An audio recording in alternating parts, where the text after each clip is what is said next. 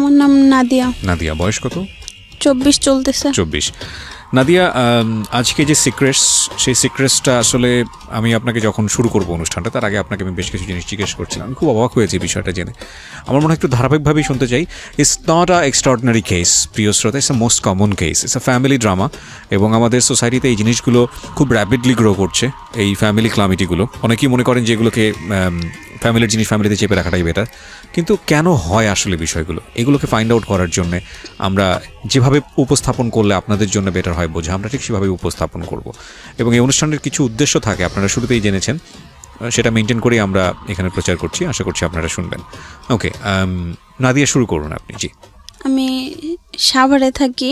জি, থাকেন কোথায়? হ্যাঁ, আমার প্রশ্ন জিজ্ঞেস করতে ভুলে গেছে। সাভারে থাকছেন আপনি? আচ্ছা, জন্ম জেলা কোথায়? জন্ম মিরপুরে আমার। মিরপুরে, মানে ঢাকা শহরেই বলা চলে। আচ্ছা, ঠিক আছে, শুরু করুন প্লিজ। আমি যখন মানে মিরপুর থেকে আমাদের জমি কিনা হয় এই সাভারে। আপনার বাবা কি করতো? আমার বাবা ব্যবসা করতো। আচ্ছা, ব্যবসা করতো। কয় ভাই বোন ছিলেন আপনারা? আমরা 4 ভাই 3 বোন। 4 ভাই 3 বোন। আপনি কি মানে সবার বড় না ছোট? না, আগে 3 ভাই, তারপরে 3 বোন, আর আমার ছোট একটা ভাই। আমরা ওইখান থেকে এখানে আসি। আসার পরে মানে এলাকায় 2তে ভর্তি হই আমি। তো 2তে ভর্তি হই, এইখানেই চলাফেরা করি। তো আমার বড় যে বোনটা ছিল, মেজো বোন, ওকে বরাবরে তো বিয়ে দেওয়া হয়েছে, তো মেজাপার বিয়ে হয়নি তখন। আর ওর মাথার ব্রেন অনেক ভালো ছিল, ওরে পড়ায় নাই, আমাদের এলাকাটা ভালো ছিল না তখন। আচ্ছা, সেই জন্য ঘরেই থাকতো। আচ্ছা। আর আমারও ছোটবেলা কাটছে এইভাবেই যে আমার ভাইরা কোনো সময় বাইরে যেতে দিত না, কারোর সাথে মিশতে দিত না একসাথে। তো এরকমভাবেই চলতেছিল। আস্তে আস্তে বোন বিয়ে হইলো বোনের। তো বোনের বিয়ে হওয়ার পরে আমি যখন ক্লাস 7-এ পড়ি, তখন আমাকে বাইরে পড়তেও যাইতে হইতো না, যাইতে দিত না আমার ভাইরা ইয়ে করতো যে কি, বাসায় আমার মাস্টার রেখে দিয়েছে, বাসায় এসে পড়াইতো। যখন 7-এ পড়ি, তখন আমাকে মানে আমার বোনকে বিয়ে করার জন্য একজন আমার আন্টি আসে, একজনকে নিয়ে আসে। আচ্ছা আচ্ছা, মানে ঘটকালি করে আর কি। জি। তো আপারে না দেখার কারণে উনি বলতেছে যে ওরে আমার পছন্দ হয়েছে, আমাকে দেখছে। তো পছন্দ হয়েছে, এখন মা ছিল না বাসায়, কেউ ছিল না, সেজন্য আর কি মানে কথা বলতে পারে নাই। আর এই পরে আবার আমার আন্টিকে পাঠাইছে উনি। তো এমনি উনি বলছে যে ও ছোট, তো কি হয়েছে, ওকে আমি এভাবেই আমরা কথা বলেছে। হ্যাঁ, কথা বলে রাখি। তারপরে নাদিয়ার ব্যাপারে, জি, আপনার বোনের মধ্যে কি আপনি সবচেয়ে বেশি সুন্দর ছিলেন আপনাদের বোনদের মধ্যে? জানি না, মানে এমন হতো কিনা যে আপনার বোনদেরকে দেখতে আসলে আপনাকে দিকে সবাই অ্যাটেনশন দিতে? আমি তো অনেক ছোট, আমার বোনদের। কত মানে তখন বয়স কত আপনার যখন আপনার ব্যাপারে কথা হচ্ছে? তখন আমি ক্লাস 7-এ পড়ি। ক্লাস 7-এ পড়ি, আচ্ছা, ঠিক আছে। তো আমার উনি আসার পর ওনাদের সাথে কথা হয়। আমার ভাইয়া অনেক দিন পরে, মানে কম হলেও 6-7 মাস পরে আমাকে একটা সিটিসেল ফোন দেয় মেজো ভাইয়া, যে উনি ফোনে কথা বলবে সেজন্য। তো সেমনি কথা বলতাম ওনার সাথে। কথা বলতে বলতে উনি আমাকে, মনে করেন ছোট ছিলাম তো, যেভাবে যে স্বপ্ন দেখাইতো ওই রকমই উনি আমাকে বলতো, দেখো আমি তো ঢাকায় থাকি, উনি ব্যাংকে চাকরি করতো, আমি ঢাকায় থাকি, আমাদের তো একটা নতুন সংসার হবে, মানে A to Z একটা সংসারে যা হয় এরকম তোমারে নিয়ে যায়, কিনবো এই সেই। তো আপনার সঙ্গে কথা বলার সুযোগ পেলো কিভাবে? যে ফোন দিছে, আবার উনিও বাসায় আসতো। আচ্ছা, তো এটা তো আপনার বোনকে দেখতে এসে আপনাকে পছন্দ করে গেল। আমার বাবা মা রাজি হয়ে গেছে। তো রাজি হওয়ার পরে আর কি ওনারা, আর ওদের বাড়ি থেকে কেউ তখন কিছু জানেন না, জাস্ট শুধু ও আসা যাওয়া করে বলতে ওরকম না, এই অনেক দিন পরে একদিন এই আর কি। তারপরে উনি কি করলো, আমার এভাবে উনি আমাকে স্বপ্ন দেখানো শুরু করলো। আর আমারও সেই থেকে মাথায় ঢুকে গেছে যে আমার সংসার, এটা আমার স্বপ্ন এরকম, আমার অন্য কিছু ছিল না। তো এই 7 থেকে যখন 8-এ পড়লাম, তখন আমাদের স্কুলের সাথে কলেজ ছিল একসাথে অ্যাড করা। তো বলতেছে যে ইয়ে করছে, আমার ওই কলেজের ড্রেস পরা বা কলেজের ইয়াটা নাকি অনেক সুন্দর। আমার মানুষের স্বপ্ন থাকে যে বড় হয়ে তারা এটা সেটা হবে। আমার স্বপ্নটা ছিল আমি একটু কলেজে পড়বো, একটা কলেজের ড্রেস পরবো, একটা ব্যাগ থাকবে, আমার এটাই আমার ইচ্ছা ছিল হয়তো তখন। তো যেমনি হোক 8 পার করলাম, তখন ওর বোনকে আনছে আমাকে দেখার জন্য, যে আপু আমি তো একজনের পছন্দ করি এরকম, তুমি আসো। তোর বোন আয়েশা আমাকে পছন্দ করলো না, যে অনেক ছোট, আর তুমি তখন ব্যাংকে চাকরি করো, পড়াশোনা শেষ করে ব্যাংকে চাকরি করতেছে, সে ক্লাস 8 এর একটা মেয়েকে পছন্দ করে বসে আছে। হ্যাঁ, তো ওনারা পছন্দটা করলো না আমাকে, তো বলছে তারপরও আমি ওকে বিয়ে করব। তো এই কথা বলার পরে ওর বোনটুন যারা আসে তারপরে চলে যায়। তো কিন্তু আমার আব্বা মা কথা বলার পরেও বলতেছে যে ইয়ে করছে, ও যেহেতু আসে তুমি কি চাও তোমার ফ্যামিলি থেকে।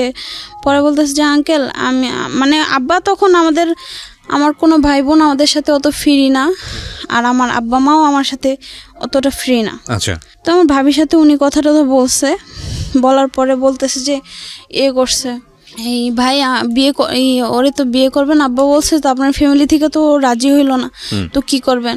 তো বলতেছে যে রাজি না হইলে আমি ওরাকে বিয়ে করবো, আপনি আঙ্কেলের সাথে কথা বলেন, আঙ্কেল যদি বলে কাজী অফিসে নিয়ে যে বিয়ে করব তাইলে রাজি, আর আমার ফ্যামিলি লাগবে না। তো এইভাবে না আমার এর মধ্যে আবার আমার মেজো ভাবি একদিন ওর সাথে মেজো ভাবিরও কথা হইতো, একদিন একটা দেশে থেকে আমার ভাবির ভাই আসছে, তো আসার কারণে ও ভাবি কি জানি বলছে, সেজন্য উনি আমাকে বলতেছে যে তোমার বাসায় আরেকটা ছেলে আসবে কেন, এই সেই। তো আমার বাসা আর কি আসছে কি আমার অতটা মাথায় অত কিছু আমি ভাবিও নেই যে কেন আসলো বা কি জন্য সেগুলো বলতেছে, এই আর কি। তো তারপরে উনি আমার সাথে রাগ করে কথা বলে নাই, কথা না বলার পরে প্রায় অনেক মাস যাওয়ার পরে সে আমাকে বলতেছিল যে ইয়ে করছে, অনেক মাস পরে উনি আবার কথা বলার জন্য আমার সাথে চেষ্টা করতেছিল। আচ্ছা, তো ছেলেটার নাম কি ছিল? নাইম, যিনি ব্যাংকে কাজ করতো। জি। তো উনি কথা বলার চেষ্টা করতেছিল, তো কথাও বলছিল, বলার পরে আমার ফ্যামিলি থেকে আমাকে চাপ দিতেছে যে অনেকজন আমাকে নাকি দেখতে আসতেছে, এখন আমাকে বিয়ে দেওয়া লাগবে সেই। তো কি করবে এখন? আব্বারে যখন ও বললো যে কাজে অফিসে বিয়ে করবে, তখন আব্বা রাজি হয় নাই, যে সবার ছোট একটা মেয়ে, বংশেরও ছোট, ওকে যদি অনুষ্ঠানভাবে না বিয়ে দিয়ে অনুষ্ঠান না করে তাহলে কিভাবে হবে। তো আব্বা ফার্স্টে রাজি ছিল না, পরে ভাবি বুঝাইলো যে মেয়ে সুখে থাকলেই তো সব সুখ। তারপরে আর কি এখন রাজি আমি স্কুলে গেলাম, স্কুল থেকে আসলাম, তখন আমার এখানে আরেকটা কথা আছে, কথাটা হচ্ছে কি মেয়েদের যে একটা ইয়ে হয়, বুঝতে পেরেছি আমি। সেই সময়টা আপনি আসলে যেটাকে বলা হয় যে বয়সের দিক থেকে প্রিপেয়ার ছিলেন না। হ্যাঁ, তো আমার এইটা যখন ফাইনাল পরীক্ষা দেই, ওর সাথে তখন বিয়ের কথাটা তো হইতেছিল, আর তখনই যে মেয়েদের যে একটা পিরিয়ড না কি বলে ওইটা হয়েছে। তো আমি অনেক কান্নাকাটি করছি, ওইটা সম্পর্কে আমার আইডিয়া ছিল না, আর আমার মাও তো ফ্রি না যে কি করব না করব। বাধ্য হয়ে মেজো ভাবিকেই বললাম, ভাবি আমাকে বলছে যে এইভাবে করো। তো এই ফার্স্ট আমার ফ্যামিলিতে আমি জানাইছি, এরপর থেকে এই জিনিসটা আমার কেন জানি লজ্জা লাগছে যে আমি কারোর সাথে শেয়ার না করি, আর আমাকে নিয়ে আর কেউ এই সম্পর্কে কোনো ধারণাও দেয় নাই। স্কুলে গেছি, ও আমাকে রাত্রে ফাইনাল আমাদের বাসায় জানাবে যে কি করবে, কবে বিয়ে করবে, কেমনি কি। বাসায় তো স্কুলে গেলাম অনেক আনন্দ নিয়ে, যে দেখ আমার বান্ধবীদের বলছি, দেখ আমাদের কি স্বপ্নটা সত্যি হইতেছে, এরকম এই সেই। তো বলছে যে হ্যাঁ খুশি, কালকে তো আমাদের মিষ্টি চকলেট খাওয়াইতে হইব। তা আমি বলছি হ্যাঁ খাওয়াবো। বাসায় আসছে, দেখি সবাই জানি কীরকম একটা ভার। তো আমি আর কিছু জিজ্ঞাসা করি নাই।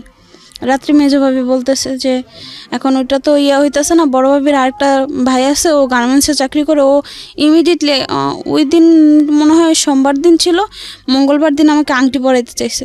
তো আব্বা বলছে যে আমাদের ফ্যামিলিতে গার্মেন্টসের কাউরে দেই নাই, মেয়েরে কিভাবে দেই।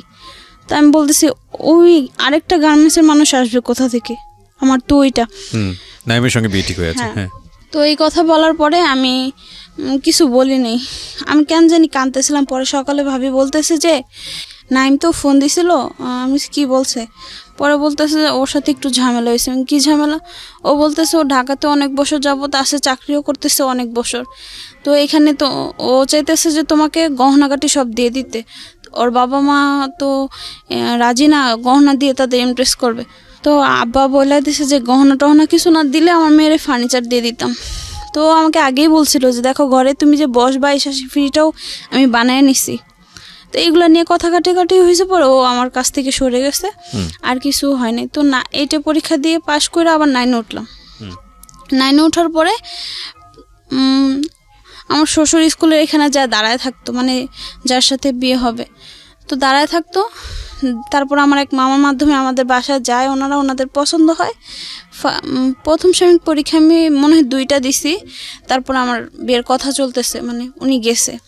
তো ফার্স্টে আমার শাশুড়ি গেছিলো, যাওয়ার পরে আমার শাশুড়ি আমাকে দেখে পছন্দ করে আসছে। পরে আমার দেওর আর আমার যা আর উনি যায়। তো যাওয়ার পরে আমার বাসায় সবাই বলতেছে যে যা আসছে যেহেতু এটা তোমার ভাসুর টাসুর হবে কিছু। তো আমিও ভাবছি যে সেটা ভাসুর, আর সাথে যে দেওরটা গেছে আমি তারে ভাবছি যে ওইটা হবে আমার হাজবেন্ড। নাইমের পাটটা চুকে গেল। জি। আচ্ছা।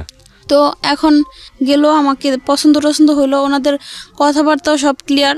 পরে এখন অনুষ্ঠানও হয়ে গেছে, সবাই আসতেছে, তো আর কি করবে, বিয়ে হইলো, শ্বশুর বাড়িতে গেলাম। মানুষের যে একটা বোঝা বা কি ওগুলা কোনো কিছুই বুঝতাম না। আমি ভাবছি যে বিয়ে বাড়িতে যেভাবে গেলে যা হয় আর কি তা, এভাবে আমার বিয়ে হইলো, গেল কিছুদিন। তো যাওয়ার পরে বিয়ে কার সঙ্গে হলো?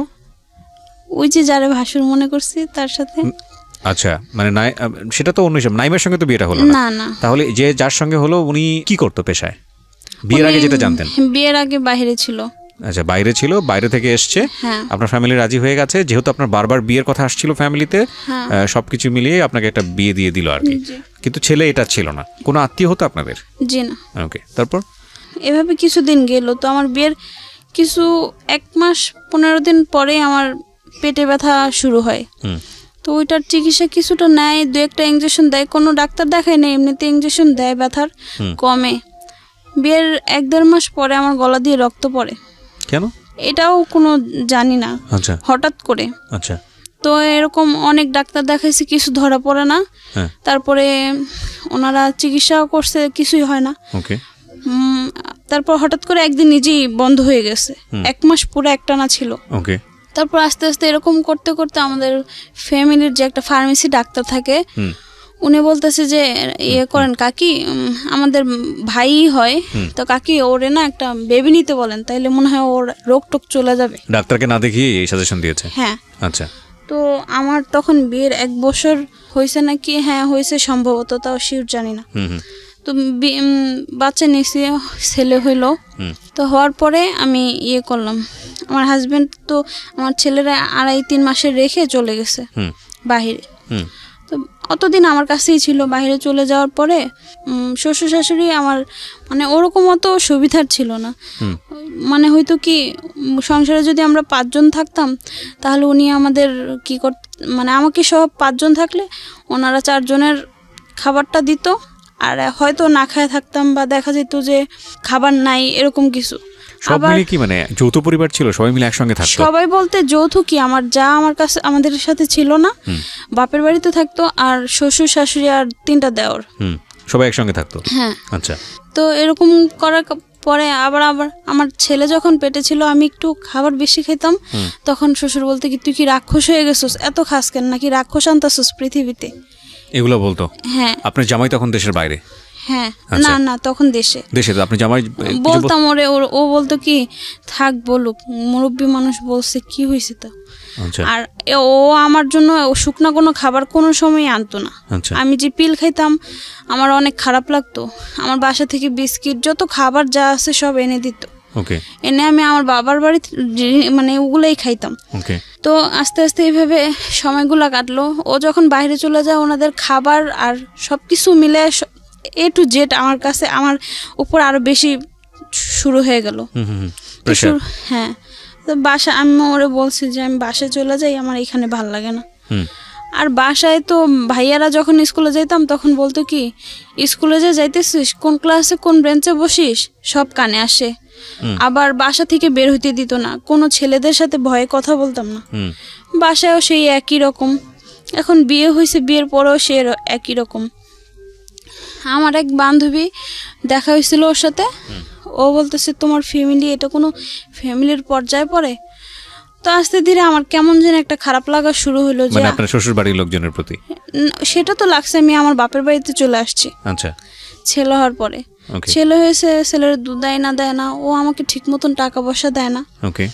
তো বাসায় আসি, হয়তো 10 টাকা দিলে 10 টাকা থেকে ছেলের জন্য আমাকে 12 টাকার খাবার দুধ টুধ আনা লাগতো, নিজের খরচ হইতো না, আর নিজে ওরকম খরচ বুঝিও না, ঘর থেকে বের হইও না, আর জানিও না জগৎ সম্পর্কে। তো এমনি সেমনি যাই হোক, এখন হঠাৎ করে ও এই কথা বলার পর থেকে আমার জানি কেমন একটা খারাপ লাগলো। কে বলেছে, কি বলেছে? আমার একটা বান্ধবী বলতেছে যে তুমি যে এভাবে চলো, এটা কি কোনো জীবন, মানুষের জীবন, পশুর জীবন? তখন স্কুলে পড়তেন? না না, পড়া বন্ধ করে দিয়েছেন? আমার পড়া বন্ধ। আচ্ছা, তখনই কথা বলার পরে আপনার রিয়েলাইজেশন হয়েছে যে না, ভালো না, আমার ভালো লাগছে না বিষয়টা। হ্যাঁ, কারণ আমার বিয়ের আগে যখন বিয়ের কথাবার্তা চলতেছে তখন আমি মনে করছি যে আপারা শ্বশুরবাড়ি থেকে কত সুন্দর করে আনন্দ করে আসে, আবার শুনি জামাইদের সাথে ঘুরতে যায়, তা আমিও মনে হয় কোনোদিন ঘুরতে যাব। তো এরকম এগুলো হওয়ার পরে আমি আবার করলাম। আমি বলি তা আমার হাজবেন্ড এরকম না, সবাই এগুলা বলে, আমি তো একটা স্বাধীনতার জীবন চাইছিলাম, ওই জিনিসটা পাইনি। আমার পরে একদিন আমার ফোন আসে, ফোন আসার পরে বলতেছে যে আমাকে চিনবেন না, রং নাম্বারে ফোনটা, আমি নাম্বারটা চিনি না। তখন মনে হয় ফার্স্ট ফোন নিছে, একটা বটন ফোন। এটা বিয়ের কতদিন পরে? আমার ছেলে হওয়ারও পরে। মানে সেটা কতদিন পরে? আমার ছেলের বয়স তখন 1 বছর সম্ভবত। আচ্ছা, বিয়ের কতদিন পরে আপনার ছেলে হয়? 1 বছর পরে। 1 বছর পরে, মানে এটা আপনার বিয়ের 1-1.5 বছর পরের ঘটনা? হ্যাঁ। জি, বলেন তারপর। তো ফোন দেয়, কিছুদিন কথা বলতে বলতে আমার একাকিত্বটাও দূর হয়ে যায়, কারণ ও বাইরে থাকে, ও আমার সাথে অতটা যোগাযোগ করে না। তখন দেশের বাইরে থাকতো আপনার হাজবেন্ড? আমার ভাইদের মানে দেখতাম যে তার ছেলে মেয়েরা কত আদর করে, ভাইয়ারা ছেলে মেয়েদের আব্বা মা ছাড়া কোনো কথাই বলতো না। তো আমার ছেলেরা কোনো সময় ও বাবা বইলা ডাক দেয় নাই, আর কোনো সময় কোলেও নেয় নাই, এটা নাকি ওর লজ্জা লাগে। তো আমি ওনাদেরটা দেখা কিরকম জানি আমার একটা খারাপ লাগা শুরু হইতো, যে এরকম কেন, আমিও এরকম কিছু একটা পাইতেছি না, আবার আমার ছেলেও এতিমের মতন, শ্বশুর শাশুড়ির কাছে যাচ্ছি না, তারা এই সেই, আবার হচ্ছে গিয়ে ওনারাও এরকম। তো আমার এরকম খারাপ লাগা শুরু হইলো আস্তে আস্তে, শ্বশুর বাড়ি থেকেও পাচ্ছি না, বাপের বাড়িতেও পাইলাম না, এখন হাজবেন্ডও এরকম। তো এরকম করতে করতে আমার ও ফোন দিত, তখন নামটা জানতে পেরেছেন লোকটার? হ্যাঁ। কি নাম ছিল? ফার্স্টে তো এইভাবে ভুলভাল নাম দিছে, তারপরে নাম হচ্ছে তার রাসেলের সঙ্গে আপনার কথা হতো? ততদিনে কি জানতে পেরেছেন ও কি করে, কোথা থেকে পেয়েছে নাম্বার বা কি অবস্থা? না, তখনও জানতে পারেননি? প্রায় 6 মাসের মতন রং নাম্বারে কথা বলতেছি। তো আমি বলতেছি, দেখেন আপনি এইভাবে আমার সাথে কথা বলতেছেন, আপনি করেন, আপনি ঠিকানা হইলে দেন, নইলে আপনি আমার সাথে আর কথা বললেন না। তো বলছে আচ্ছা ঠিক আছে, আমি ঠিকানা দিব। পরে আমি আমার আপার বাসায় যাই মিরপুরে, বলছে যে আমি ওইখানে থাকি, ওইখানে তোমার সাথে দেখা করবো। আপার বাসায় যাওয়ার পরে বলতেছে বিকালে মানে ওই টাইমে আমি তোমার সাথে দেখা করবো। তো বাসা থেকে বের হয়েছি, সে নাই। আপনি এরকম করতেছেন কেন আমার সাথে? আপনার সাথে দেখা না করলে না করবেন, আর কথা না বললে একবারে ক্লিয়ার বন্ধ হয়ে যাবে। আপনার সম্পর্কে জানছিল যে আপনি বিবাহিত, আপনার বাচ্চা আছে একটা? হ্যাঁ, আমি সব বলছি। ও সব বলেছেন ওনার সাথে? হ্যাঁ। ওনার ইন্টেনশন কি ছিল? উনি আমার সাথে কথাই বলতো, জাস্ট ফ্রেন্ড, যে হ্যাঁ আমি তোমার ফ্রেন্ডের মতন। ওকে ওকে, এরকম ফার্স্টে আপনি কথা বলতো। তো কথা বলতে বলতে হঠাৎ করে সে আমাকে পরিচয় দিল যে আমি তোমার মানে ভাবির ভাই। আসলে কি তাই ছিল? ওকে, তার মানে আপনাকে সে আগে থেকে চিনতো? হ্যাঁ। তো আমি বলছি ভাইয়া আপনি এতদিন আমার সাথে এরকম করলেন, ছি এই সেই। তো বলছে তো কি হয়েছে? আপন ভাবির ভাই? হ্যাঁ। তাহলে আপনার সম্পর্কে কি হচ্ছে? বিয়ে। ওকে, হ্যাঁ, তারপর? তো কথাটা তো হইতো, তখন বললাম যে ভাই এগুলা করলেন আপনি, এটা কি ঠিক কাজ করলেন? বলছে হ্যাঁ কথা বলতেছি, ফ্রেন্ড যেহেতু বানাইছো এখন আর কথা বললো না, আর বাসায় করে জানায়ও না। তো আস্তে আস্তে এখন ফ্রেন্ডের থেকে দেখতেছি গভীর কোনো একটা সম্পর্কে যাচ্ছে। গভীর বলতে ফোনে উনি আমার সাথে লং টাইম, ওনার সাথে যদি 24 ঘন্টায় 23 ঘন্টা কথা বলতাম, হাজব্যান্ডের সাথে জাস্ট শুধু 10 মিনিট কথা বলতাম, এরকম সারাদিন। বাইরে তখন হাজব্যান্ডও দেশের বাইরে? হ্যাঁ। একটা জিনিস খেয়াল রাখবেন যে ওনার সম্পর্কে উনি যিনি যোগাযোগ করেছে তিনি ওনার সম্পর্কে জানতেন, এবং ওনার হাজব্যান্ড দেশের বাইরে এটাও জানতেন। সো সুযোগটা নিচ্ছে আর কি আলটিমেটলি। আর ইনিও বয়স যেহেতু অনেক অল্প এবং বিষয়গুলো তেমন একটা জানা ছিল না, একাকিত্ব খোঁজানোর জন্য উনি ওনার সঙ্গে কথা বলতেন। So situation is a big fact. এবং আজকের এই অনুষ্ঠানটা শুনে সবারই একটা অনেক বড় শিক্ষা হবে যে আসলে আমাদের এই সামাজিক সম্পর্কে জড়ানোর আগে আসলে ফিউচারটা কিছুটা হলেও চিন্তা করে নেওয়া উচিত। নইলে মানে একটা হচ্ছে যে আমি জেনে শুনে ভুল করেছি, সেটার মধ্যে একটা লজিক থাকে। আরেকটা হচ্ছে না আমি জানি না, হঠাৎ করেই একটা ভুলে পড়ে গেলাম, কিন্তু সেটার জন্য আমাকে জীবনে অনেক বড় পস্তাতে হচ্ছে। সো দুটোর মধ্যে কিন্তু একটা বিস্তর তফাৎ আছে আর কি। হ্যাঁ, তো তারপর? তারপরে আমি মানে ওনার সাথে এইভাবে কথা বলতে থাকি, বলতে বলতে একটা পর্যায়ে মানে তাকে আমার কষ্টগুলো শেয়ার করা শুরু করলাম। আগে সে আমাকে কষ্টগুলো শেয়ার করলো। কষ্টগুলো শেয়ার করার মোমেন্ট আসছে মানে তার সঙ্গে আপনার খুব ভালো সম্পর্ক হয়ে গেছে। হ্যাঁ, ফোনে অনেক ভালো সম্পর্ক হয়ে গেছে। কারণ এই বিষয়গুলো যদি আপনি শেয়ার করবেন তাহলে সামহাও তো সে জেনে যাবে, ফ্যামিলি মেম্বাররা জেনে যাবে, সেটারও একটা ভয় ছিল। না, সে আমাকে আগে বলছে, দেখো আমি এভাবে কষ্ট করে অনেক কষ্ট করে বড় হয়েছি, এখন পড়াশোনা করতেছি ভার্সিটিতে। তো সবকিছু মিলে আমি খুব মানে কষ্টে বড় হয়েছি। আমার বাবা মা তো মানে ভার্সিটিতে পড়তাম, আমার বাবা মা স্কুলে থাকা অবস্থায় প্রেম করে বিয়ে করছে, তো ফ্যামিলি থেকে তাদেরও বের করে দিছিল। সেজন্য সে অনেক কষ্ট করে বড় হয়েছে। তার মা নাকি সে এখনো বাড়িতে গেলে মারে, তো এগুলো বলতো আমার খুব কষ্ট লাগতো। তো আমিও আস্তে আস্তে ও নিয়ে যেভাবে বললো আমিও সেভাবে তার কষ্টে আমিও শরিক হয়ে গেলাম, আর আমিও বলা শুরু করলাম। তো এভাবে বলতে বলতে তখন ছেলের এসে বাবার পরিচয় দেয়, বলে কি আমি তোমার ছেলের বাবা হব, রাজি নাকি তুমি? মানে এইভাবেই আপনাকে অফার করে পুরো বিষয়টা। হ্যাঁ, আমি তোমার ছেলেরে আমি কোনো সময় বাবা ছাড়া কথা বলবো না, অনেক সুখ দিব রে, তুমি যেটা জীবনে না পাইছো তোমারও একটা হাজব্যান্ডের ভাবে এইভাবে মর্যাদা দিব। তো আমি তখন আমার মাথায় এই জিনিসটা আসলো যে আমার ছেলে তো এতিমের মতন, আমার ছেলেটা যদি একটা সত্যিকারের বাবা পায় তাহলে তো এখানে আমার অনেক পাওয়া। তো সেই ক্ষেত্রে আমিও কেন জানি আর না করলাম না। ওই জিনিসটা আমার এতটুকু লোভ লাগছে, লোভটা আমার এইটাই ছিল যে আমার ছেলের একটা ইয়ে হবে, বাবা হবে, এই সুখ। সে আমার সাথে সে আলাদা, সেই ফার্স্টে যে 7-এ থাকতে যার সাথে কথা হয়েছে নাইমের সাথে, ওর মতো ও সেভাবে আমাকে দেখাইতেছে যে আমরা এইভাবে আলাদা থাকবো, স্বপ্ন দেখাচ্ছে। হ্যাঁ, তো ওই স্বপ্নগুলো আমার কেন জানি একটা লোভ হয়ে দাঁড়াইলো আমার মাথার মধ্যে, সেটা যে ঢুকছে আর বের হয়নি। তারপরে এখন এভাবে করতে করতে হঠাৎ করে একদিন বাসা থেকে জানি কি হয়েছে, আমি বাসায় বলতেছি যে মা আমি বাসায় শ্বশুর বাড়ি যাইতেছি, কাপড় চোপড় গোছাইছি। গোছানোর পরে ও বলতেছে যে কোথায় তুমি? আমি বাসায় যাবো এখন, ওর দাদির বাসায়। পরে বলছে আমি এখানে আমার একটা ফ্রেন্ড নিয়ে আসছি, তুমি মানে রাসেল বলছে এটা। হ্যাঁ, 3 রাস্তার মানে ওইখানে ওই রাস্তার মোড়টা হচ্ছে 3টা, আমার বাসায় যাওয়ার 2টা মোড়, আর ওর মানে ও যেখানে দাঁড়াছে ওই আরেকটা মোড়। তো ওইখানে দাঁড়ায় থাকার পরে ও বলতেছে বাসায় যাই কি করবা, চলো আমরা জায়গা। তো আমি কোনো কিছু ভাবলাম না, আর বাসা থেকেও ওরকম কিছু প্রিপারেশন নিয়েও আসিনি। আমি বলছি ঠিক আছে, মানে আমারও জানি কিরকম একটা লাগছে যে ঠিক আছে চলো আমি দেখা করি। কি ও দেখা করার পরে বলছে যে বাসা যায় কি করবা, চলো জায়গা, আমরা তোমাকে নিয়ে যাই। আচ্ছা ঠিক আছে।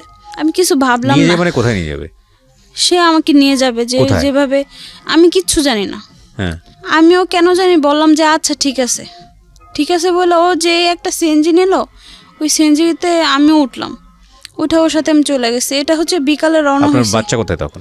আমার সাথেই আছে। আপনার ছেলেটা আপনার সঙ্গে? হ্যাঁ, শ্বশুর বাড়িতে আসবো এই কথা বলে আমি আসলাম। আচ্ছা, ও সবকিছু জানতো আপনার? হ্যাঁ, সব। আচ্ছা, কোথায় যাচ্ছেন কি করতেছেন সবকিছু জানতো? হ্যাঁ। ওকে, তারপর? তো এরকম ওর সাথে গেলাম, যাওয়ার পর রাস্তাতে আমি বলছি আচ্ছা বাসায় কোনো সমস্যা হবে না।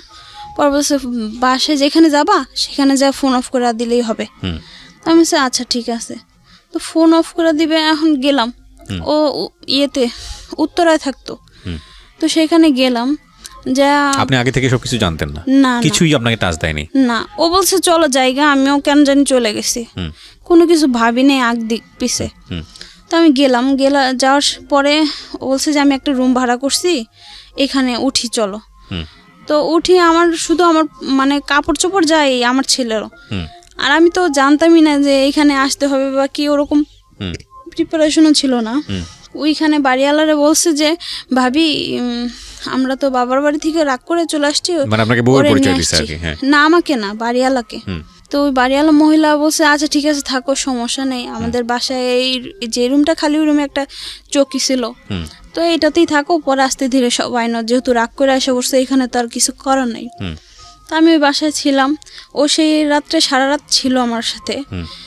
সকালে যাওয়ার সময় আমাকে বলছে ফোন চালু করবা না, বাসায় থাকো, আর আমার একটা ফ্রেন্ড তোমার যা লাগে আয়েশা একটু পরে পরে জিজ্ঞেস করবি, দিয়ে যাবে, আর আমাকে ফোন দিবা না তুমি। দাঁড়ান, আমার কাছে মনে হচ্ছে যে somehow it's very very wrong decision in life. একটা যেটা হচ্ছে যে বিআই তো সম্পর্কে ছিল, আপনি আগে থেকে জানতেন, তার মানে ওনার সঙ্গে যে আপনি গেলেন, আপনি মনে করেছেন যে আপনি পুরো সংসারটাই চেঞ্জ করে ফেলতেছেন, তাই কি? না, তখন ওইটাও আমার মাথায় আসে নাই তখন।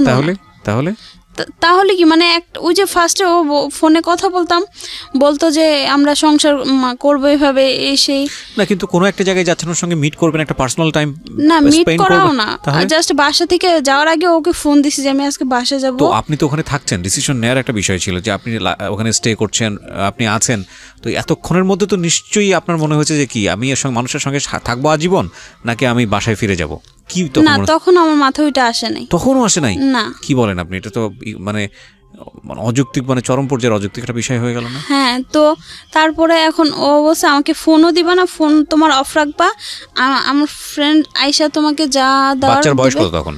তখন 1.5 বছর হবে। 1.5 বছর, মানে আপনার শ্বশুর বাড়ির লোকজনও জানে না আপনি কোথায় আছেন, আপনার নিজের বাড়ির লোকজনও জানে না আপনি কোথায় আছেন। এটা নিয়ে যে ভয়ঙ্কর রকম একটা বিপদ হতে পারে সেটাও আপনার মাথায়, সেটাও মাথায় আসতেছিল না তখন। এগুলা খুব ক্রেজি ডিসিশন। এবং একটা জিনিস আমি আপনাদেরকে বলি আজকে, জানি না এই কথাটা খুব কমনলি বলাটা উচিত হবে কিনা, কারণ আমি কখনোই এই ধরনের কথা বলি না যে মেয়েরা বা ছেলেরা, কারণ আমি মনে করি এই বিষয়গুলো পার্সন ভেদে ডিফারেন্ট হয়। মানে একটা ছেলের ক্ষেত্রে যেটা হবে যেরকম সেটা সব মেয়ের ক্ষেত্রেই হবে বা সব ছেলের ক্ষেত্রে হবে, বিষয়টা এরকম না।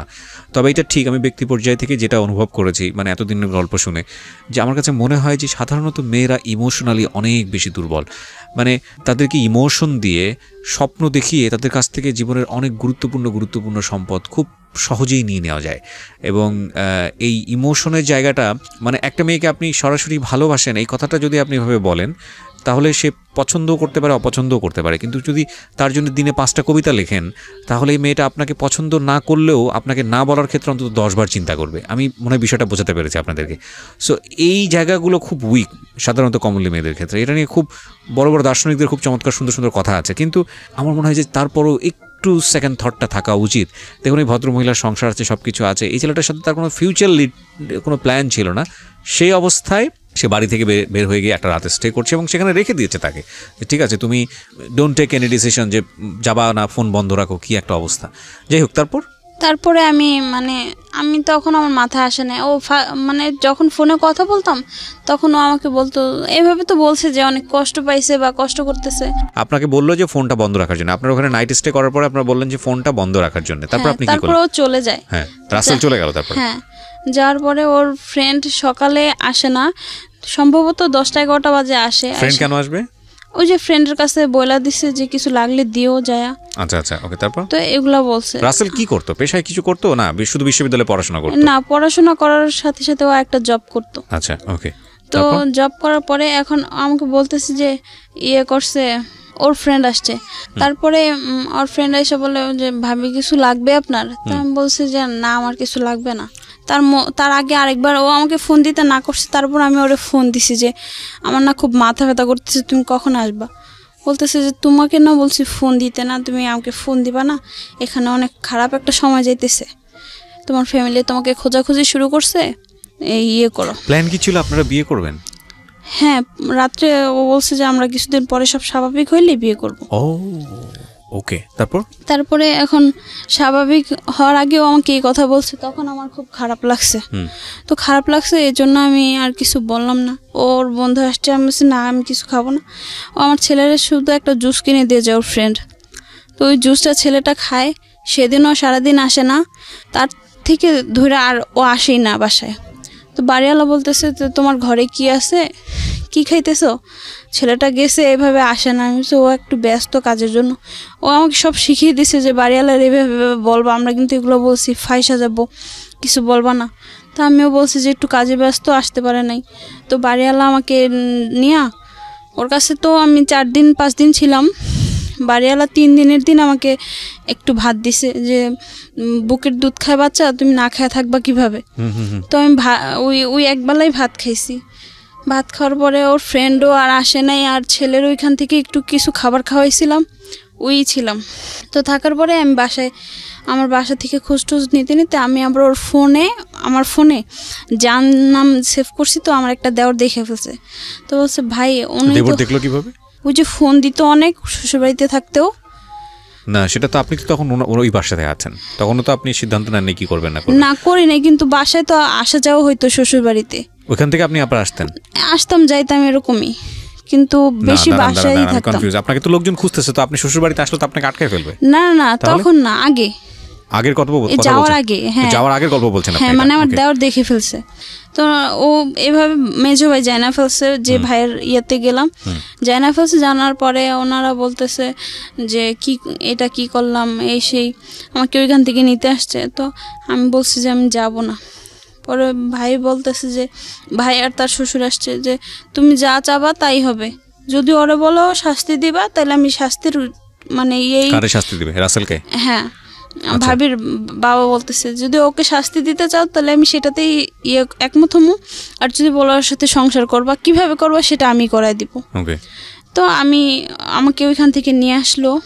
এদিকে আবার ও আয়সা পড়ছে। তখন বাড়িওয়ালা সব বুঝে গেছে যে ঘটনা কি, নাকি তখন বাড়িওয়ালা বুঝে নাই? হ্যাঁ, বুঝে গেছে। আচ্ছা, তো বুঝে গেল। তো উনি অতটা ইয়া করে নেই।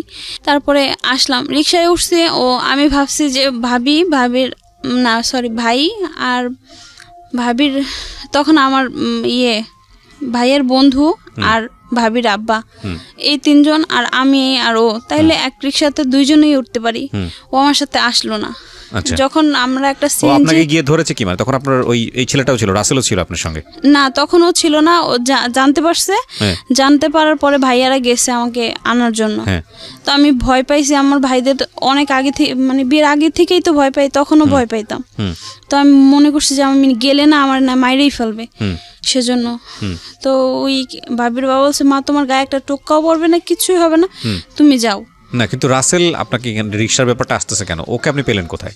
ও নিয়ে আসছে যে আমি অমুক জায়গায় রাখছি, ও স্বীকার করছে। ও আচ্ছা, ওই নিয়ে আসছে, ছিল না কিন্তু ও আসছে আপনার সঙ্গে। আচ্ছা, তারপর? তো স্বীকার করার পরে করছে। আমরা ভাইয়া সিএনজি নিয়েছে, সিএনজি নেওয়ার পরে আমাকে সরাসরি বাসায় আনে নাই। না আনার কারণে আমার আপার বাসায় রাখছে। এদিকে আবার আমার ছেলের বাবা বিদেশ থেকে আসছে, যে এরকম ঘটনা, ও অনেক কষ্ট পাইছে সেজন্য আসছে। আসার পরে আমাকে না দেখতে পায়া সেও বাসায় অনেক ঝামেলা করছে। তা আমার বড় আপার বাসা থেকে আমার নিয়ে আসছে। তারপরে ওই আপার বাসা থেকেও আমাকে নিয়ে আসছে। নিয়ে এসে আমার বাবার বাড়িতে রাখছে আমাকে। তো আমার বাবার বাড়িতে রাখছে আমাকে, একটা রুমের মধ্যে রাখছে। রুমের মধ্যে কিছু নাই, বাইরে ওনারা তালা দিয়ে রাখছে। মানে ও আসলে, আমার ছেলের বাবা আসলে ওর সাথে দেখা করতে দিবে না, কিছু না। এই জন্য এইভাবে মানে কিছুদিন গেল বলতে, আমি যে রুমের মধ্যে ছিলাম আমাকে কোনো খাবার টাবার আমাকে আমার মা দেয়নি। আর ভাবিরা রাগ যে ভাবির ভাইয়ের সাথে গেছি, এখানে মা হয়তো বা ভাইয়ারা হয়তো কিছু বলছে, তোর ভাইয়ের সাথেই গেল, সেজন্য দুইটা ভাবি বাসায় ছিল, দুটার সাথেই আমার কিছু হয় নাই। কিন্তু তারা আমাকে কোনো খাবার দিবে না। আমার বাবা মা তো আমাকে বিয়ে দিয়ে তারা আলাদা। ছেলেটা কোথায়? আমার ছেলেটা আমার কাছেও দেয় নাই। আমাকে একটা ঘরের মধ্যে আটকায় রাখছে। আটকায় রেখা ওর সাথেও দেখা করতে দিবে না, আর তারা খাবারও দেয় না। তো ওইখান থেকে আনার পরে 4-5 দিন পরে আমার মানে আমি দরজাটা একটু খোলা পাই, গোসল করব বলছি, এই জন্য।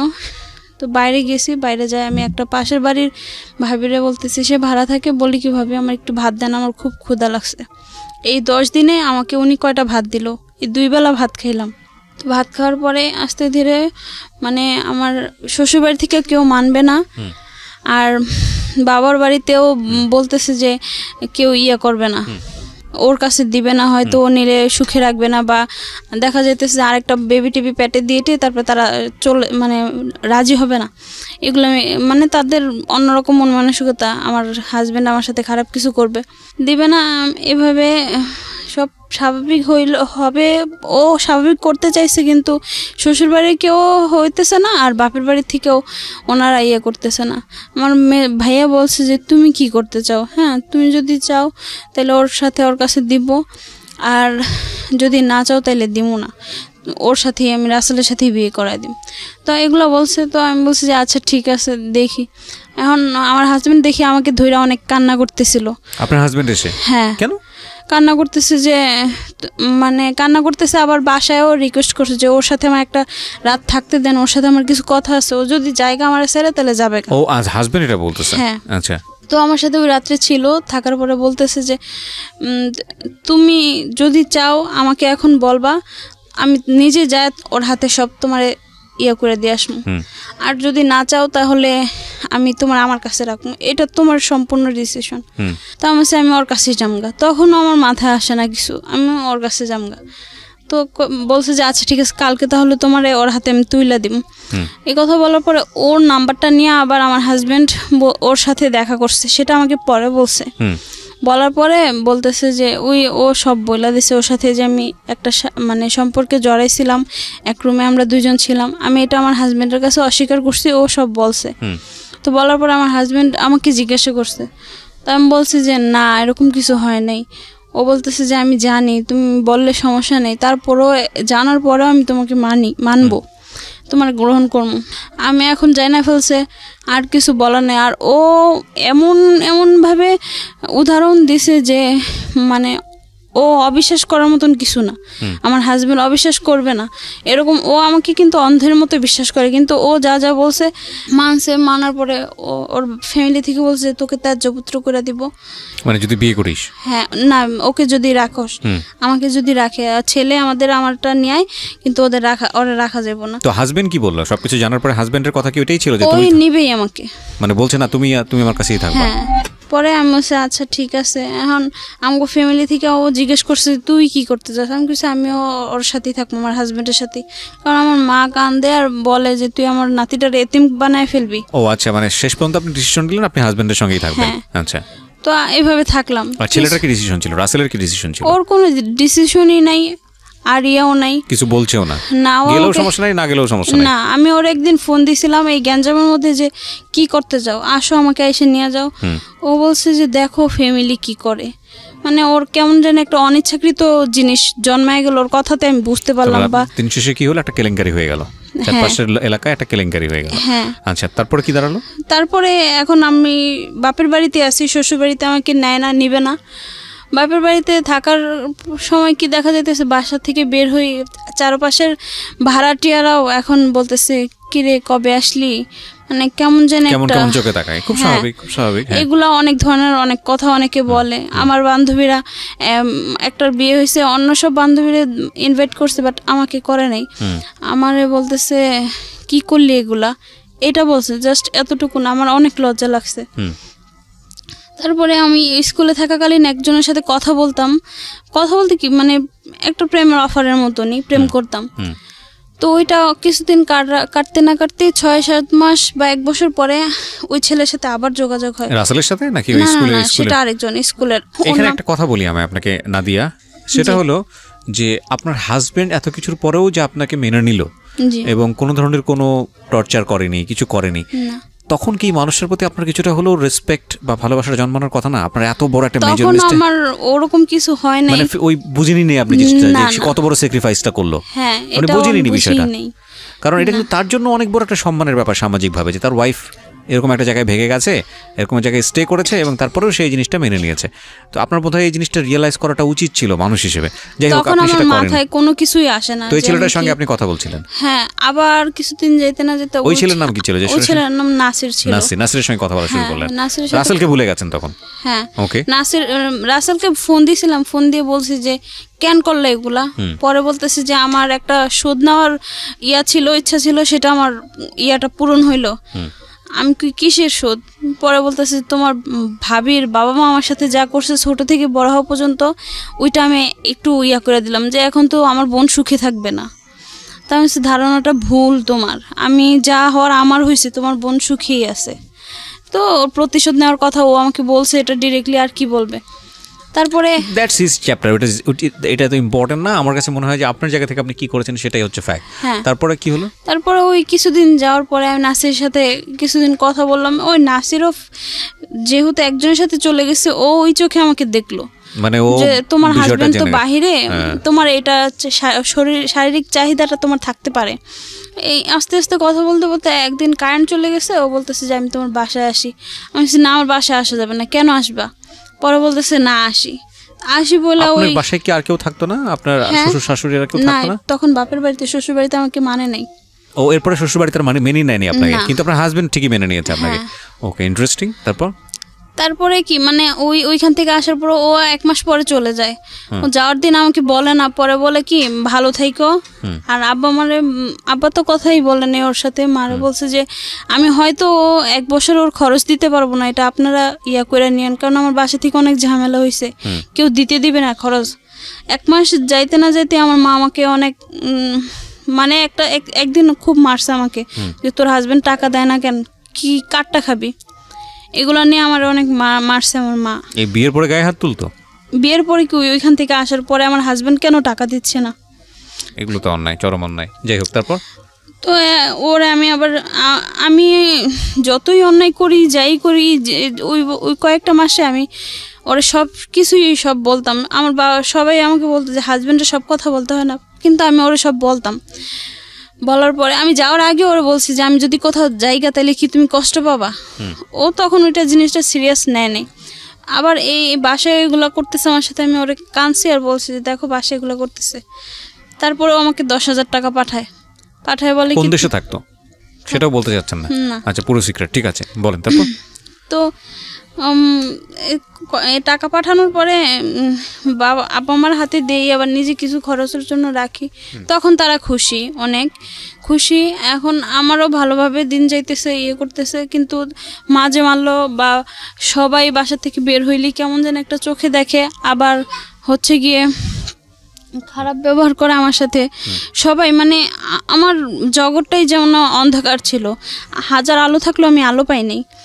তারপরে ওর সাথে কথা হয়, পরে বলতেছে এত কষ্ট করে কি থাকা যায়। সে তো আবারও ফার্স্ট এসে আমার সাথে কিছুদিন কথা বলার পরে আমার বাসায় একদিন কারেন্ট চলে যায়।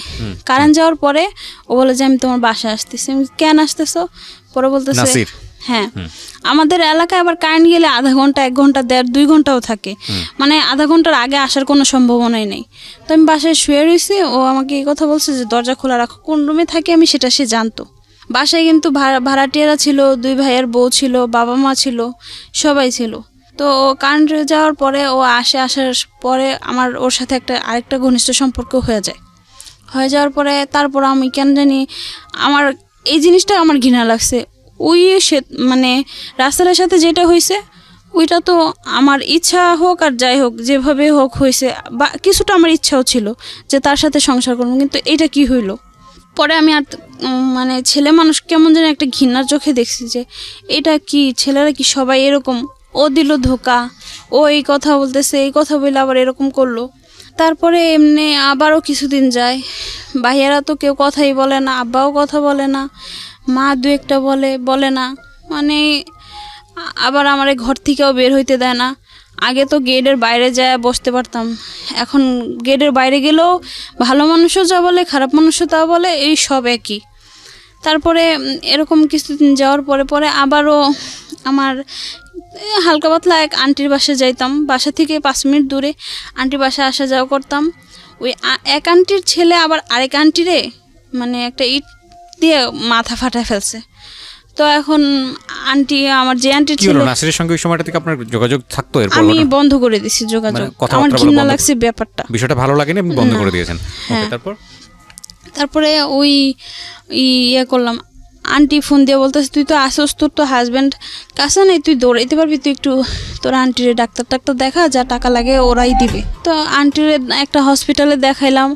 তো ওই আন্টির হাজব্যান্ডও বাইরে ছিল। ওই আন্টিটা বলতো কি যে মা, জীবনে এনজয় ছাড়া আর কোনো কিছু না, যত এনজয় করবা তত মজা পাবা, কিন্তু কষ্টরে ধৈর্য রাখলে বা কিছু করলে তুমি কোনো দিনের সুখ পাবা না। সে আমাকে এগুলো বলতো। পরে ওই হসপিটালটা আবার আন্টির একটা ছিল কি, যতটা রোগী নিয়ে দেবে তার পার্সেন্টেজ আছে। তা আন্টি ওই ডাক্তারের সাথে যোগাযোগ করতো, ডাক্তারও বলতো যে করছে, আন্টি আপনার ভাগ্নিটারে তো ভালো লাগে, তো ভালো লাগলে কথা বলো, আন্টি নাম্বারটা দিয়ে দিছে। তো উনি আমার সাথে কথা বলতেছে কিছুদিন পরে বলে কি, আমি বলতেছি যে আমার না একটু মানে কেমন জানি, আমার তো বিয়ের পর থেকেই পেট ব্যথা। তো বলতেছে যে পেট ব্যথা আসো দেখায় দিই ডাক্তারের দিয়ে। তো আমি গেছি, যাওয়ার পরে বলতেছে উপরে সিস্টারের রুমে আসো, ওনাদের আবার সিস্টারদের আলাদা রুম ছিল কয়তলায়। তো কেন যাব?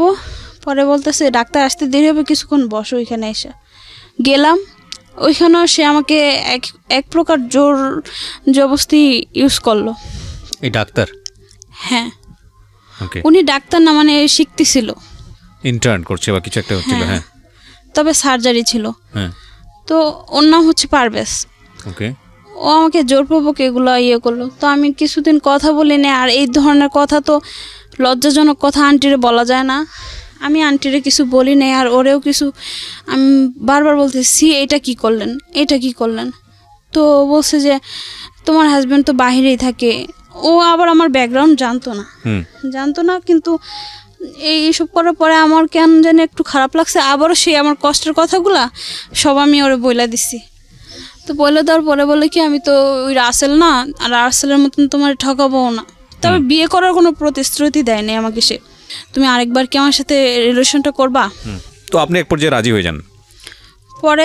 পরে বলতেছে যে তুমি রাজি না হয় কি করবা, সেদিন যা করলা সেটা তো আমার সিস্টাররা সব জানে, সিস্টারদের রুমে যেহেতু হয়েছে।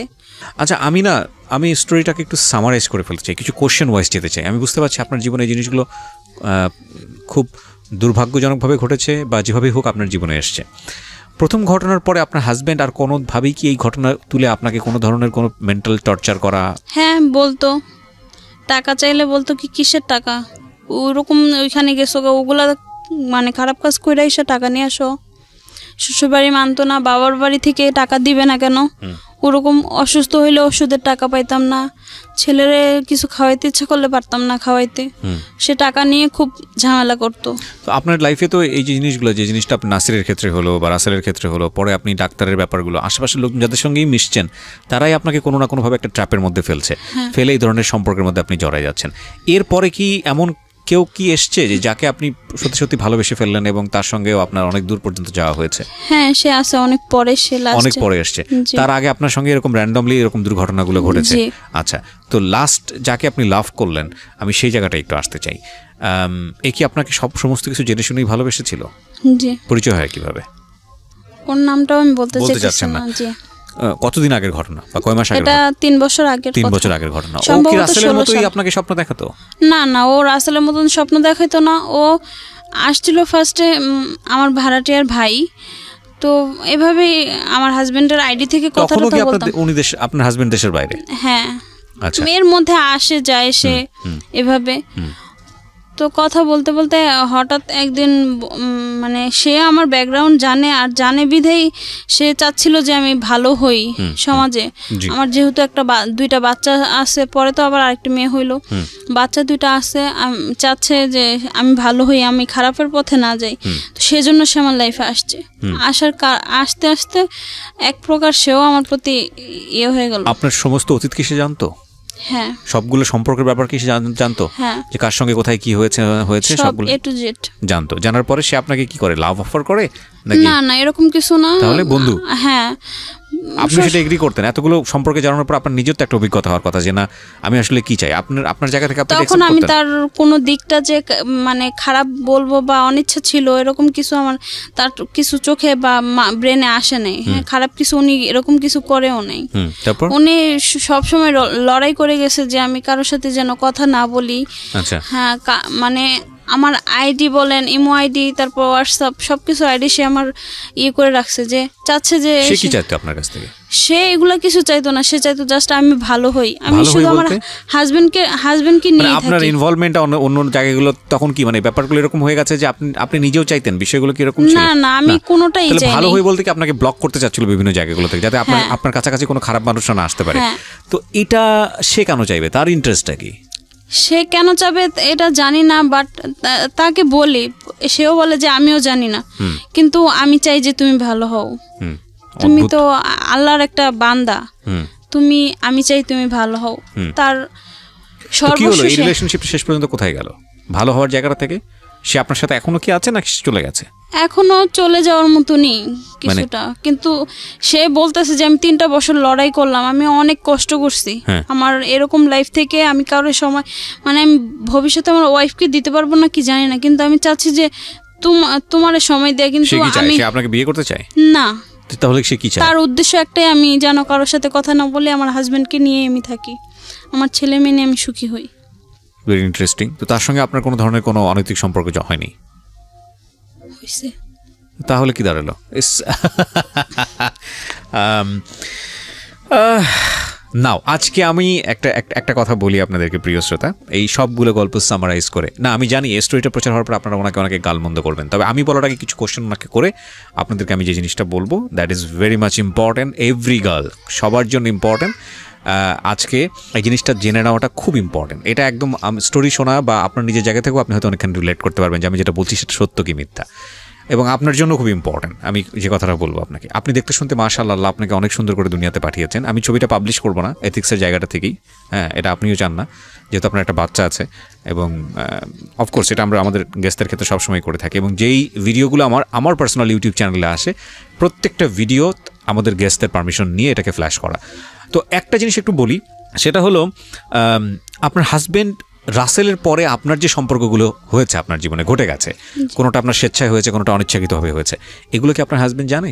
আমার হাজবেন্ড জানে না, কিন্তু অনেকে আমার সাথে যে কথাগুলো বলতে চায় বা ফার্স্টে তারা তো ফ্রেন্ড হইতে চায়, ফ্রেন্ডের পরে তো আমার হাজবেন্ড জানে কি জানে না? জানে না।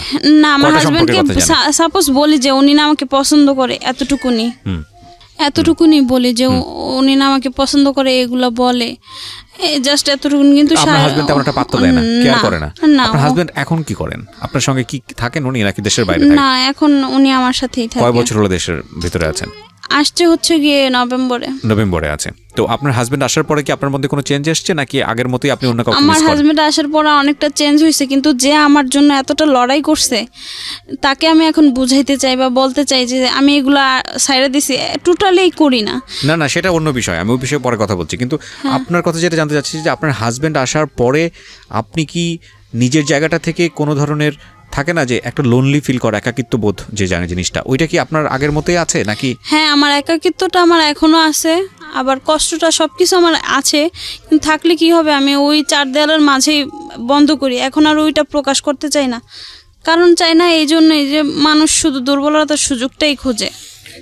আমি এবার আপনাকে যে কথাটা বলতে চাচ্ছিলাম, ওই যে দুর্বলতা, আপনি তো বুঝে গেছেন যে এতগুলো সম্পর্কে আপনার ইচ্ছাকৃত হোক অনিচ্ছাকৃত হোক, আপনার মনের মধ্যে একটা বিষয় ছিল একাকিত্ব, যে কেউ না কেউ আসুক যে আমাকে বুঝুক, কেউ না কেউ আসুক যে আমাকে লাভ করুক, কেউ না কেউ আসুক যে আমাকে স্বপ্ন দেখাক।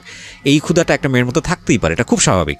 কিন্তু এই ক্ষুধার জায়গাটাতে প্রপার মানুষটাকে সেট করাটা খুব ইম্পর্টেন্ট। দেখেন, আপনার হাজবেন্ডের বাইরে যতগুলো সম্পর্কে আপনি জড়িয়েছেন, এবং সেটার শেষ পর্যন্ত বিষয়টা এটাই ছিল যে একটা অনৈতিক সম্পর্ক, তাই না? এটা তো আপনি বুঝতে পেরেছেন, আপনি যে কারণে আজকে সিক্রেটসে আসছেন, তাই কি? আপনি কেন আসছেন, আপনি এটা আমাকে একটু বলেন তো। আসছি হলো, আমি মানে একটা খারাপ সময়ের মধ্যে আমার এখন দিন যাচ্ছে, আর মানুষ তো মানুষের হায়াত মত বলা যায় না। আমি আমার কুরবানি ঈদের পরে আমার মানে সিজার হবে আরেকটা, তো আমি হয়তো ওই ওটি থেকে নাও আসতে পারি, কারণ এর আগে আমার 5-6টা অপারেশন হয়েছে, ওইখান থেকে নাও আসতে পারি।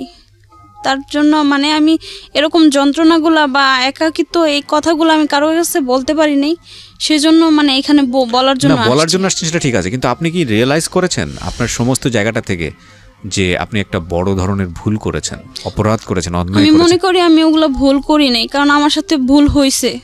আচ্ছা, আমার ফ্যামিলি বলেন আর শ্বশুরবাড়ির ফ্যামিলি দুইটা তো আমারই। মনে করেন আপনি ভুল করেন নাই, তাহলে আমি কিছু কোশ্চেন করি আপনাকে। প্রথম কথা হচ্ছে যে হাজবেন্ড থাকা অবস্থায় কোনো ধরনের অন্যরকম একটা সম্পর্কে জড়ানো, এটা তো ভুল, এটা একটা গাধাও জানে। জি, তারপর আপনি কেন মনে করেন না যে আপনি ভুল করেছেন? কারণ এগুলো তো আমার কোনো কিছু আমার ইচ্ছাকৃতভাবে হয়নি। কোনটা আপনার ইচ্ছাকৃতভাবে নেই? মানুষ একটা ভুল করে, মানুষ 2টা ভুল করে। আমি আপনার নাম্বারটা জানি, যেটা আমি ফ্ল্যাশ করতে চাই না। তো এটা কি আপনার মনে হয় না একবার দুবারও আপনি শেখেননি? সেই জায়গাটা থেকে আপনি কি বলবেন? হ্যাঁ, ভুল করছি, কিন্তু ভুল করারও তো কোনো কারণ ছিল। ডেফিনেটলি কোনো ভুল এবং অপরাধের পেছনে নিশ্চয়ই কারণ থাকে, আমি তো সবসময় সেটা বলি।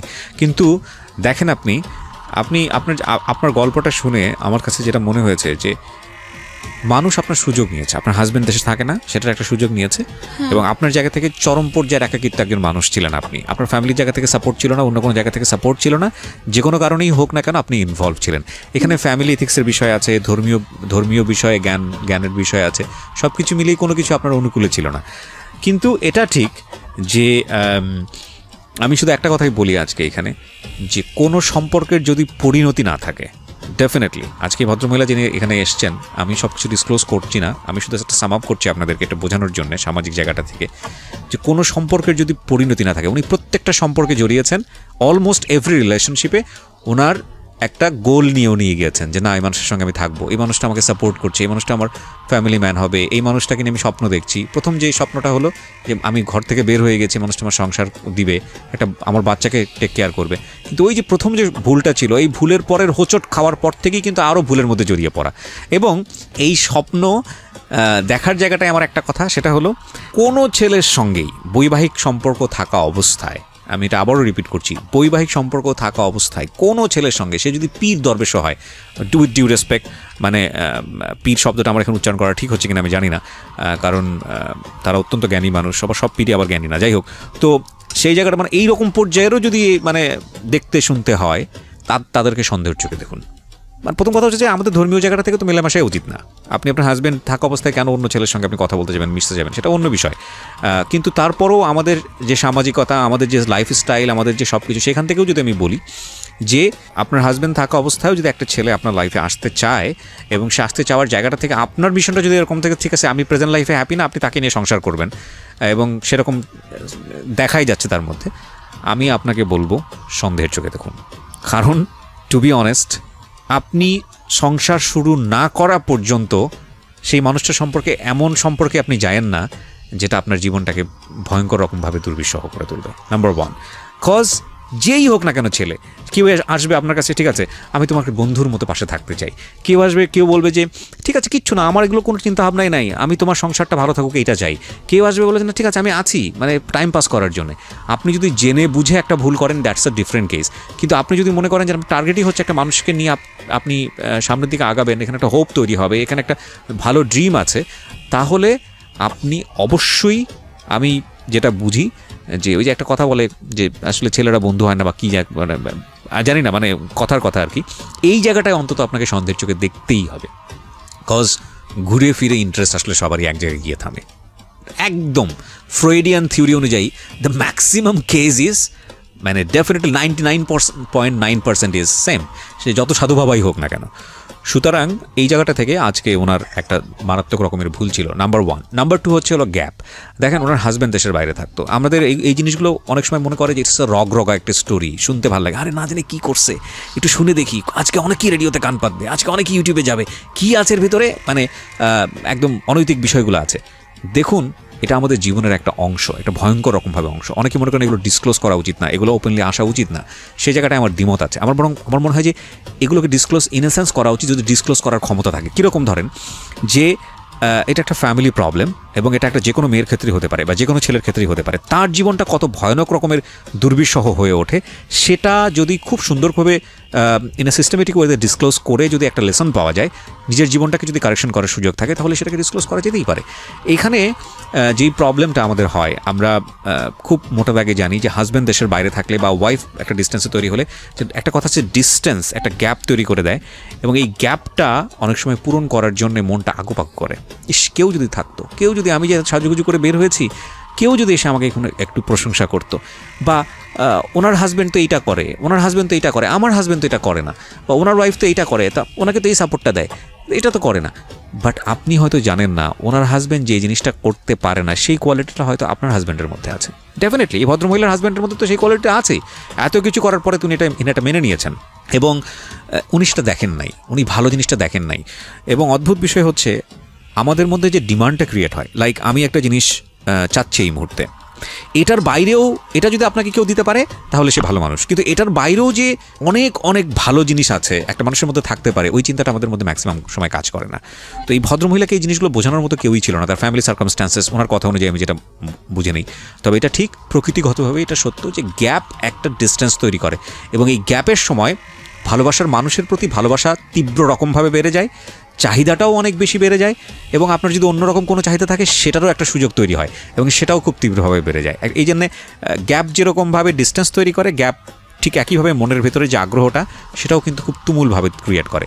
তো সেই জায়গাটা থেকে এই ভদ্রমহিলার ভুল করার সুযোগ ছিল, বয়সটাও অনেক কম, ভুল করার সুযোগ ছিল। আরেকটা ভয়ঙ্কর বিষয় ছিল, ভয়ঙ্কর বিষয় বলছি এই কারণে যে ইনি যে ঘটনাগুলো ঘটিয়েছেন বা যেটা হয়েছে, এটা সবাই সামহাও, আমি পুরো স্টোরিটা এখানে ডিসক্লোজ করবো না, সামহাও ওনার ফ্যামিলি রিলেটেড এবং ওনার চারপাশের মানুষজন ওনাকে চিনে, এইরকম কিছু মানুষের মধ্যে ওনার ঘটনাগুলো ঘটেছে। এবং মোস্ট ইন্টারেস্টিংলি সেটা হলো উনি দেখতে মাশাআল্লাহ অনেক সুন্দর। আমি স্টোরির শেষে শুধু একটা কথাই বলতে চাই, সেটা হলো যে সংসার অনেক পবিত্রতম একটা জায়গা। আমাদের ভুল হয়ে যায়, ডেফিনেটলি আমরা মানুষ এবং আমাদের ভুল হতেই পারে, কিন্তু ভুল থেকে শুধরে আসার জন্য সৃষ্টিকর্তা আমাদেরকে বারবার সুযোগ দিয়েছেন, সেই সুযোগটা আমরা নিব, ডেফিনেটলি নিব, কেন নিব না। কিন্তু এমন ভুল যেন আমরা না করি যাতে করে আমাদের সন্তানরা সাফার করে। আজকে যিনি এসছেন ওনার 2টো বাচ্চা বয়স আছে, উনি ভবিষ্যতেও সন্তান সম্ভাবনা, আমরা দোয়া করি যে উনি যেন ভালোভাবে ওনার সন্তানটাকে দুনিয়াতে নিয়ে আসতে পারেন। কিন্তু উনি অকপটে স্বীকার করেছেন যে উনি কী ভুলগুলো করেছেন ওনার জীবনে, আর এই ভুলগুলো আসলে একটা বেটার ফিউচার দেয় না। আপনার মনের একটা ক্ষুধা থাকবে একটা ভালো মানুষ খুঁজে পাওয়ার জন্যে, একটা চমৎকার মানুষ খুঁজে পাওয়ার জন্যে, যেভাবে আপনি হয়তো ইমাজিনেশনের জায়গায় চিন্তা করেন সেরকম একটা মানুষ পাওয়ার জন্য, সেই ক্ষুধাটা সারা জীবন থাকে। ইটালিয়ান একটা প্রবাদ আছে, সৃষ্টিকর্তা মানুষকে তৈরি করেন এবং তৈরি করার পরে হার্টের অর্ধেক তাকে দেন, মানে ভালোবাসার জায়গাটা থেকে, আর অর্ধেক বাকি দুনিয়ার মধ্যে ছড়িয়ে দেন।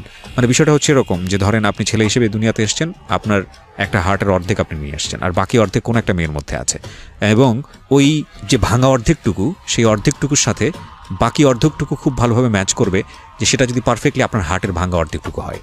কিন্তু সেটা যদি না হয় তাহলে ধরেন প্রত্যেকটা মেয়ের মধ্যে একটা হাফ হাফ হাফ হাফ করে একটা ভাঙা হার্ট আছে, আপনি একটা জোড়া দিতে চাইলেন মিলল না, আরেকটা জোড়া দিতে চাইলেন মিলল না। আমাদের লাইফের ম্যাক্সিমাম টাইপটাই হচ্ছে এরকম, যে আমরা যে মানুষটাকে কাছে নেই কিছুদিন পরে জানি যে না, এই মানুষটা আসলে সব স্বয়ংসম্পূর্ণ না। এটা আপনার দিক থেকে যেমন সত্য, যে মানুষটাকে নিয়ে আপনি সংসার করছেন বা যে মানুষটাকে আপনি লাভ করেন তার দিক থেকেও সত্য। সেখানে যোগ করতে হয় কম্প্রোমাইজ, সেখানে যোগ করতে হয় স্যাক্রিফাইস, সেখানে যোগ করতে হয় লাইফের অন্য অ্যাম্বিশনগুলো। নইলে ওই যে একটা কথা বলে না, যে প্রেমে পড়ার যে স্টেজটা ভয়ঙ্কর রকমভাবে ইমোশনাল যে স্টেজটা, এটা নিয়ে সারা জীবন রান করা যায় না। আমি সবসময় অনেক সময় বলেছি রেডিওতে। তো আমার মনে হয় যে ওনাকে আসলে বোঝানোর লোকের অভাব ছিল। আপনি শেষ বেলায় আমাকে শুধু একটা কথা বলেন, এটা বলেই আজকে আমি অনুষ্ঠানটা শেষ করতে চাই। এই যে এতগুলো মানুষকে নিজের জীবনে আনা বা যাদেরকে আপনি নিয়ে চিন্তাভাবনা করেছেন, এদের কারোর সাথেই আপনার কখনোই যে অনৈতিক ব্যাপারগুলো হয়েছে সেগুলো আপনার কোনো টার্গেট ছিল না? ছিল? আপনি একটু মাইক্রোফোনে আসেন। জি না, ছিল না, এটাই আমি বলছি। এটা খুব বোল্ড একটা ওয়ার্ড, যে ছিল না, কিন্তু আপনার একটা ইচ্ছা ছিল এদের মধ্যে কেউ না কেউ আপনার যেরকম আপনি স্বপ্ন দেখেন সেই স্বপ্ন পুরুষটা হবে। জি, আমি কি ভুল বলেছি? স্বপ্ন পুরুষ অথবা আমার মানে আছে না যে পাশে কেউ থাকবে সাপোর্টার, হ্যাঁ হইতে পারে বাবা নইলে মা। হ্যাঁ, আমি তো বাবা কোনো মাকেও পান ভাই নাই, কাউকেও তো ওইভাবে পাননি সাপোর্ট। না, সাপোর্টার ওরকম থাকবে, কাউকে ঠিক আছে, চাইছি। সাপোর্ট থাকবে, কিন্তু এইরকম অনৈতিক সম্পর্কে জড়িত না, না। বন্ধুর মতো থাকবে, এটা জি। হতে পারে। কিন্তু আপনি দিন শেষে কি দেখেছেন? দিন শেষে এতগুলো মানুষের সাথে জড়ানোর পর দিন শেষে রেজাল্টটা কি? তাদের টার্গেটটা কি থাকে? তাদের উদ্দেশ্য হয়েছে, উদ্দেশ্য ঘুরে ফিরে ওই সফল একটা হয়েছে, জিনিসই। বাট আমারটা কিছুই আমি পাইলাম না। না, কিন্তু আপনি তো কিছু পাননি, জি। ডেফিনেটলি পাননি। তো সেই জায়গাটা থেকেই আজকের হচ্ছে সিক্রেটসটা। তো আমি এটাই বলতে চাই যে আপনি একটা সম্পর্কের মধ্যে থেকে আপনার হাজবেন্ড থাকা অবস্থায় যেটা আপনার জন্য যে চেষ্টাটা ছিল, সেই অবস্থায় বিশেষ করে আজকে যারা শুনছেন এখানে ম্যারিড পার্সন যারা আছেন তাদেরকে বলবো, সে